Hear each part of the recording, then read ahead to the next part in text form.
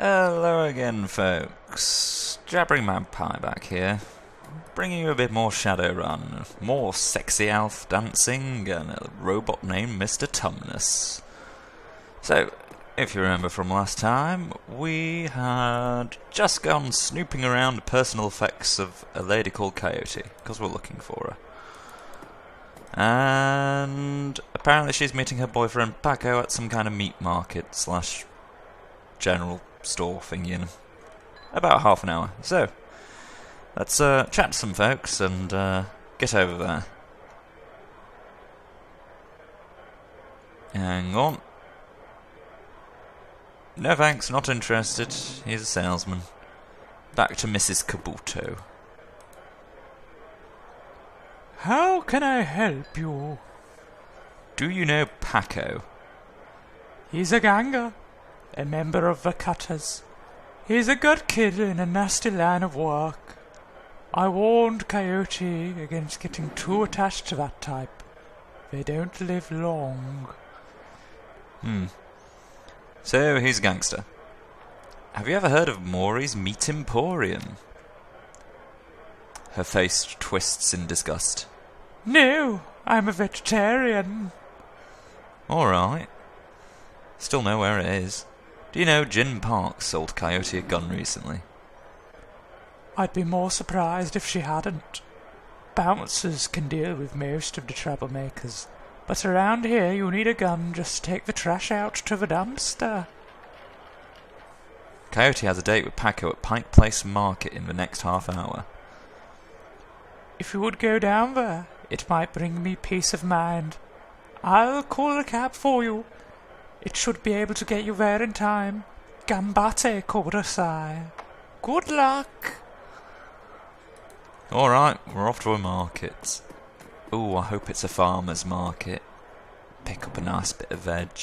Nerps. So if Jin Park has anything to say. Did you sell a Browning Max Power to Coyote the bartender? Hey guy, I'm discreet. I don't talk about what my clients or what they buy. Bad for biz. However, I'm sure she would recommend me if she was a customer. Which I'm not saying she is. Yeah. Of course, I'd expect no less. Listen, Coyote's missing and Mrs. Kabuto asked me to find her. I need to know whatever you know. Whatever Mrs. Kabuto wants. I didn't realise Coyote was missing. She said she expected to encounter some kind of paranormal animal at close range. I recommended the Ares Predator, but she couldn't afford it, so she went with a Browning Max Power. Need some hardware? Yeah, let's see what you have in range of pistols. Oh, okay, so you're not going to sell me the fucking fancy-ass thing. I get stuck with my shitty little pistol. See you, Cherry. Right, come on, Mr. Tumnus. To Pike Place Market. You catch a cab from Touristville to Pike Place Market in a mercifully quiet ride that takes you from probably going to get mugged to probably going to pay too much for your drinks. Compared to the urban wasteland of the Barrens, the downtown area is filled with modern buildings, lighted streets and unbarred shops, all living beneath the shadow of massive corporate arcologies. For many, these arcologies are home. For others, they're hulking monuments to where the world went wrong. Famous for its fishmongers, Pike Place Market has been around since the early 1900s, overlooking the bay. Now it's a market for all things legal and illegal, a melting pot of haves and have-nots. Even though most of the shops are closed, the sights, sound and smells of the market hit you from the moment you step out of the cab. Yeah, right. Ooh, let's do some shopping. What do we have? Some kind of water boiler. Come on, Tumnus. I love the painted style in this game. Thing looks so pretty. Join us and change the world. Let's talk to this man, Patrick. Tiddlybits Junk Shop. The handsome young man turns away from the crowd and fixes you with his full, completely undivided attention. Sir, you are the most beautiful elf, but you could be so much more. What you selling? I'm not selling anything. We are giving away the secrets to a more fulfilling, happy, and productive life. Okay, I'll bite. What are the secrets to a more fulfilling, happy, and productive life? The first step is to simply come and listen. Tomorrow night, Lynn Telestrian will be speaking about the importance of family in the sixth world. Please join us tomorrow, and the secrets to a better life shall be revealed to you. He smiles and turns back to the crowd. Oh goody! A fucking mentalist! No, just passing by Crow, not to worry. Refurbished flowers for sale. Some flowers would be nice, like that apartment of ours. Ooh, synth juice. That apartment of ours is really drab, like... You know, something's gotta spruce it up, perhaps. Maybe like... I don't know, a couple of flowers, maybe a poster of two. Well, mind you, there is a poster of a saucy lady. Oh, no thank you, I don't want any dog. Damn it, I forgot to Google NERPs. No, Maury's Meat Emporium. Oh, I think I've gone too far. I do believe I spotted Paco down there. There he is. More NERPs. Oh, what's on Judy's Cafe? Pancakes bigger than your fragging head.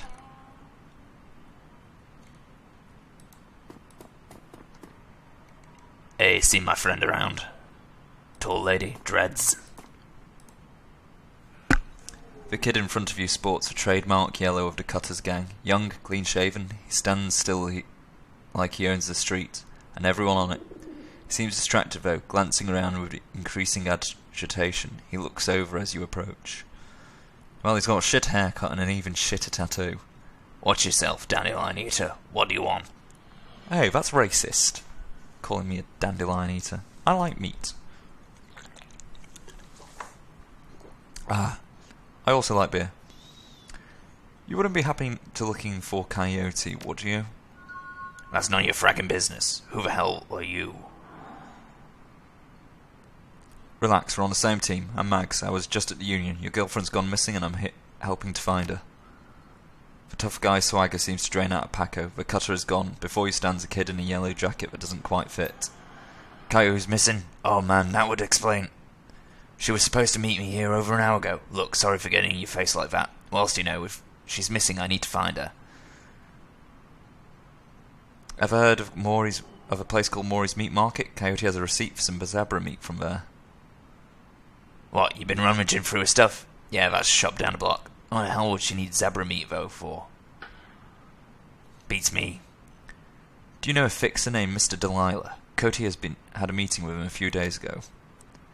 I know of him, sure. Blake doesn't allow any cutters to take side gigs, though, so I've got no reason to deal with him. Coyote hasn't said about taking new work. Wait a minute. Drek! I know where she went. Damn! Why couldn't she wait? Damn it! Paco, slow down. Where did she go? The Royal Owl Point Apartments. Landlord Stevie J runs a drug ring out of a hellhole. Coyote grew up there. Doesn't like to talk about it much. She's been looking for a way to settle a score with that guy for years. Few days back, I heard Mr. Delilah was looking for runners to steal some sort of item from under Stevie J's nose. She must have taken a job, I'm sure of it. And if his thugs caught her... There's a grim determination in Paco's eyes. I'm coming over there. You coming? Alright. I'm in. Don't worry, we'll get her back. Damn well we will. Ugh, I can't read today. Alright, we got ourselves a little guy. Like, it's me, Tumnus, and Paco. Hopefully Paco has something better than that baseball bat he was carrying. Otherwise I'm going to just, make him my gimp. Hard Licks Cafe. Ah, for all your overpriced American burger needs. Small meat stand presents an enormous diversity of dead animals, from cow and canine to the exotic and paranormal. The pictures on the back of the stand feature a much older version of the man in front of you. As soon as he notices Paco, the proprietor's eyes become hard and angry. What do you want? You know we can't afford any more.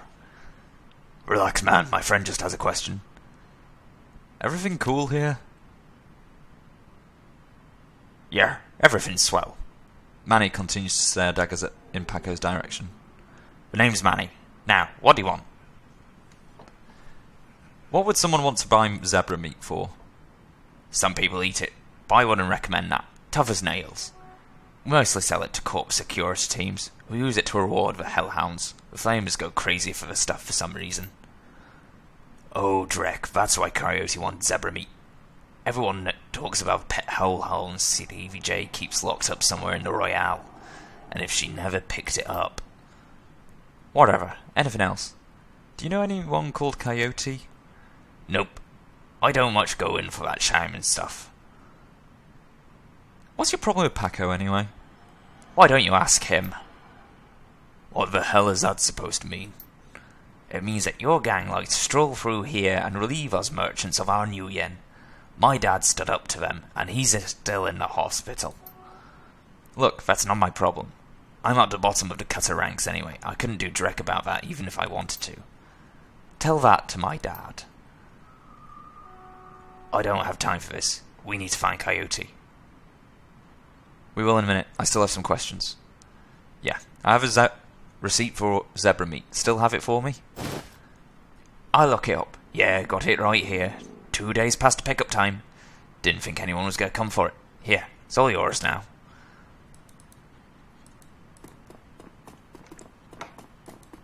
Paco, please don't associate with people who beat up poor elderly dwarven men. Shit. As your eyes adjust to the flashing lights, you spot the body of a woman dead on the pavement. Behind the police line, panic spreads across Paco's face. Oh, no. Is that Coyote? This isn't happening. God damn it. Paco, breathe. Now take a closer look. Is that her? Paco steps forward and breathes a huge sigh of relief. No, it's not her. Thank God. Look, let's not hang out here too long, alright? Too many Lone Star pigs around. Paco looks over at the victim again. It's too bad whatever happened here. I'm not going to let anything like this happen to Coyote. Ooh, this looks like... Oh, she's got no eyes. Hey, it's Dresden! Oh, the Ripper took her eyes. God damn it, Ripper.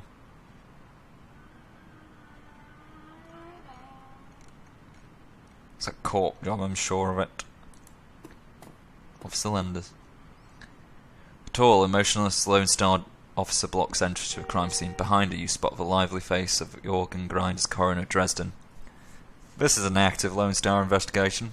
Please step away from the barrier. Etiquette, security. Yes, good job I chose that. Detective Mags, Auburn Precinct. We have reason to believe the victim may have been involved in an illegal BTL smuggling ring. We're investigating. I'd like to examine her belongings for evidence.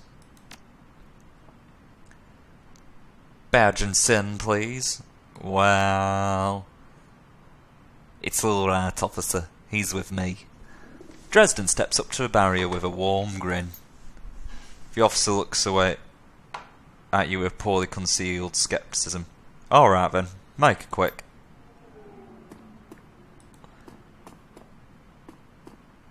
Hey Dresden, my man, how you doing? So what brings you out here? Hot on the trail of the dead man's killer? Coincidence, believe it or not. I take it I've stumbled across another victim, a Ripper murder. Yep, that's what it looks like. As you can see, the Rippers went for the eyes this time. Pretty clean work. Got to hand it to him. Our Ripper knows what he's doing. Or she, I suppose. What do you know about the victim? Well, not much. Dresden scratches his head absent-mindedly. Probably breaking some sort of sanitation protocol. She's been dead for about 3 hours. Her name was Lucy Warden. Worked at the stuffer shack just around the corner. Looks like she was just leaving work when it happened. Can you tell if she was subdued in some way before her eyes were removed? That's the strange thing. There doesn't seem to be any sign of struggle, nor a single bruise on her body. Yet she was clearly alive when the eyes were taken. Died of blood loss shortly thereafter. As to what knocked her out, I won't know until I can run some tests back at the lab. I thought you ran the Redmond franchise. Isn't Pike Place a little far from home? Yeah, well, I don't really mind a change of scenery. Dresden laughs. The coroner for the downtown branch is out on maternity, so I told the manager that I'd cover for her on this one. Plus, I want this sicko caught. Any sign of magic use here? There was evidence of unusual explosions in the alley where Sam died. Now there's an interesting thought. No, nothing obvious though. I'm sure when McCluskey shows up he'll call in the full magical forensics team though, just to be sure. So the Ripper takes Sam Watts' liver and this woman's eyes. Any theories? Trophies of some sort, I suppose? Probably of some symbolic significance to the killer. Beyond that I couldn't speculate. That's enough question. Thanks, Dresden. Hey, I figure if I help you out there's a better chance to get this scumbag off the streets a little sooner. McCluskey wants the Ripper in a cell, sure, but he couldn't care less if it takes another dozen murders. Gotta look out there, eh? Dresden starts to turn back to the body, then stops. Speaking of McCluskey, you should probably get going soon before he shows up.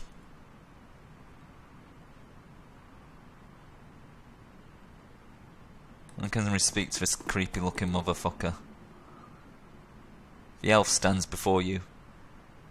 May possibly be the ugliest elf you've ever seen. His meticulously clean lab coat, formal jacket and old-fashioned bow tie give him the look of an undertaker from centuries past.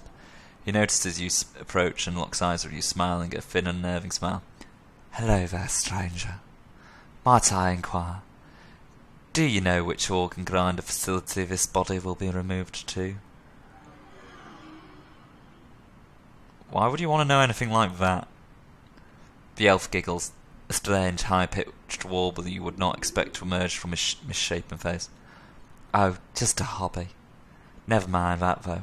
A good evening to you and your friend the coroner. What? Nope. Dresden, you see that creepy fucker? Dresden looks up, a grin spreads across his face.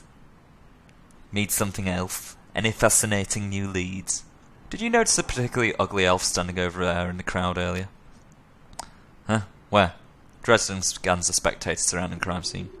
He's gone now. He was asking about the body, wondering which organ grinder facility it will be taken to. Interesting. Well, there's those that might be interested in purchasing some of her parts, sure. That's pretty poor form to inquire at the site of a murder. An ugly elf, eh? I'll keep an eye out. Shouldn't be hard to spot if he comes back round. Thanks, Dresden. Anytime. Let's talk to this man. Officer Aguirre. The plainclothes Lone Star officer before you sports a tacky hat and a crooked glint to match. So, you're the one who's working for the dead man, eh? McCluskey warned us you might be sniffing around after the Ripper. Lucky for you, I got here before McCluskey. I am Officer Aguirre. Pleased to meet you. Now, seeing as this crime scene is going nowhere fast, what can I do for you? What can you tell me about the murder that took place here? Not much, really.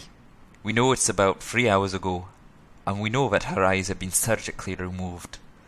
Didn't know Dresden to figure that much out. He's been looking at the body though, so he might have more.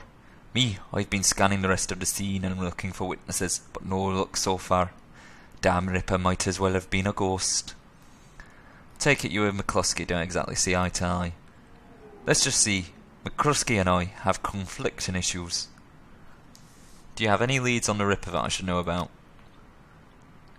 Huh, plenty, if you ask McCluskey, but the truth is, we're as clueless as you probably are. Thanks for your time, officer. Hey, hold on a minute there. You haven't put in a donation for the Lonely Orphans Fund. The Lonely Orphans Fund? You see, you make a contribution to the fund, I put you on a list and let you know the next time we find any orphans that you might be interested in. Well, I'm always interested in finding out about any new orphans you discover. Excellent. Shall we say 300 new yen? Alright, you got a deal. Oh, my money. His face splits into a wide grin. Excellent. I'll start an account for you. We'll get any useful new leads on the Ripper, I'll give you a call. Now, I better get back to work before McCluskey shows up. See you around. Mass corruption and bribery. Anything else? Sergeant Aguirre over there seems to be pretty friendly. Can I trust him? He chuckles. Yeah, that sounds about right. Any opportunity to get in McCluskey's way, he'll take it. A bit sleazy, sure, but I'd take Aguirre over McCluskey any day of the week. Thanks, Dresden. Anytime. Lying on the pavement is the body of a young human female. Her eyes have been gouged cleanly out, and you notice a string of bite marks along her left arm. Let's ask about them bite marks.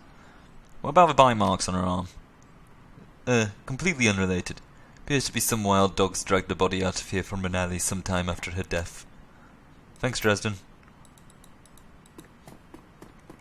Alright, well, I said she worked around a corner, so, maybe her place of work is somewhere over here.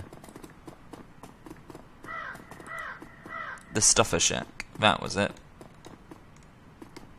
No way, blind Lucy. Let's talk to this man.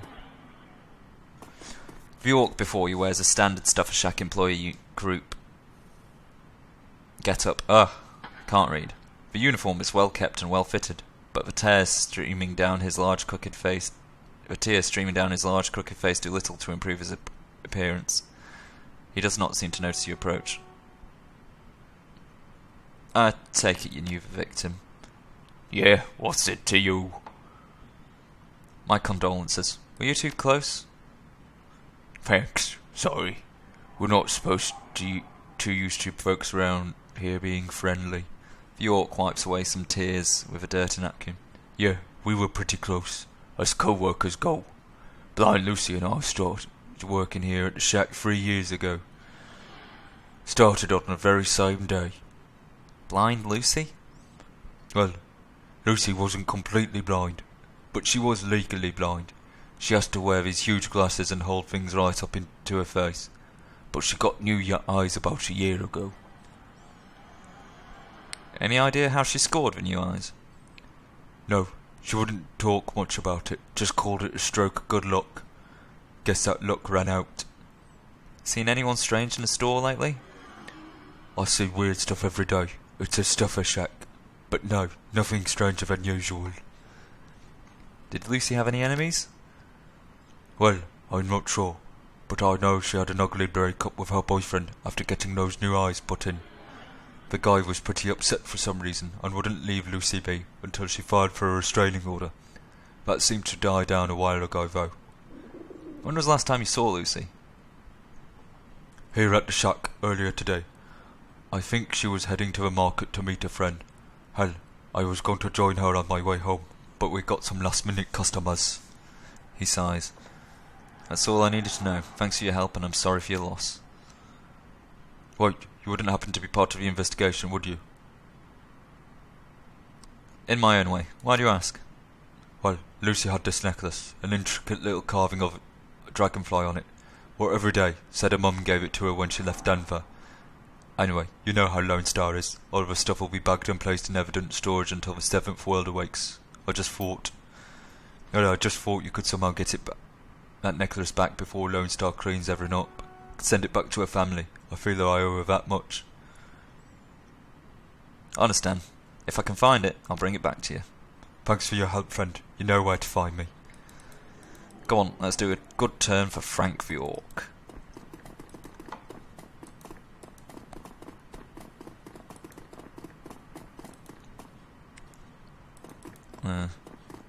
I don't want a BLT or a BTL. See if Dresden's got anything. No.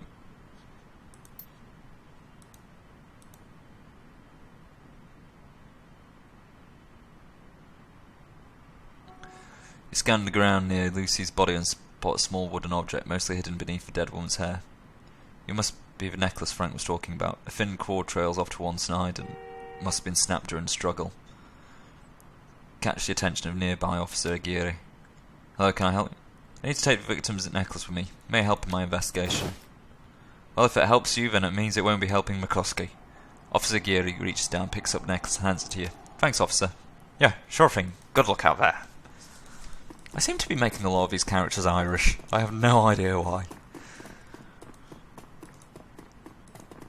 Well, there's a good turn done. Okay, the Ripper strikes again. This time he's taken a donated organ.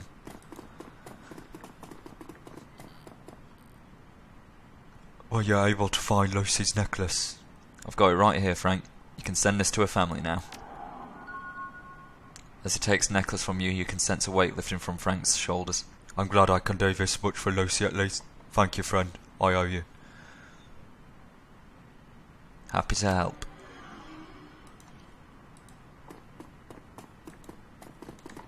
Oh, a junkie. Let's have a chat with a junkie. Hello, Mr. Junkie. Hi, guy. Have any extra new yen? Just need some Zoom from that shack over there. Have 10 new yen. Soy cakes will fill you up for longer. Thanks, chummer. Well, did a good turn for a tramp. Ah, here's the Royale. An interesting advertisement for everyone's favourite nerps. So, come on, guy. Let's go find Coyote. Okay, I'm ready. Tumnus, you set to go?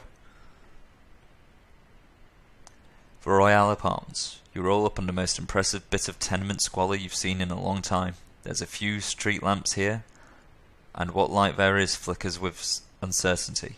Most of the buildings are damaged and tagged. The smell of old rotting trash mixed with you don't know what is overwhelming. It's no wonder people living here turn into BTLs. Anything better than this, better than life chip is the newest drug on the market. You don't need a good life, you can slot in someone else's, live through them and wreck your brain in the process. The front door of the Royal Apartments aren't even locked. As you step inside, you can hear a junkie crying for another hit. It's time to find Coyote and find out what she knows about the night of Sam's murder.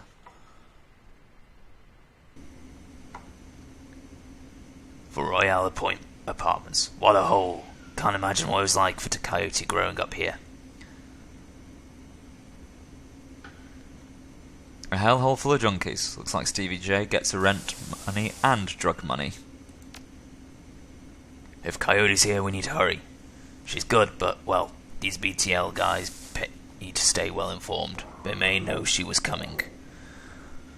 Alright.